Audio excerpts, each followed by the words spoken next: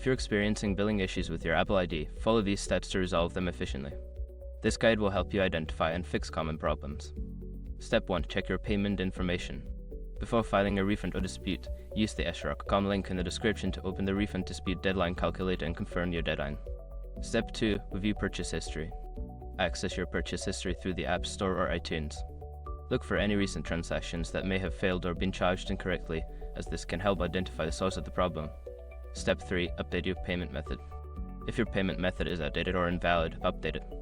Go to Settings, tap on your name, select Payment and Shipping, and add a new payment method or update the existing one. Step 4. Contact Apple Support. If the issue persists after checking your payment information and purchase history, reach out to Apple Support. They can provide assistance specific to your account and help resolve any billing discrepancies. Step 5. Monitor your account. After resolving the issue, keep an eye on your account for any further billing problems. Regularly check your payment information and transaction history to ensure everything remains correct. By following these steps, you should be able to resolve any billing problems associated with your Apple ID. If issues continue, don't hesitate to seek further assistance from Apple.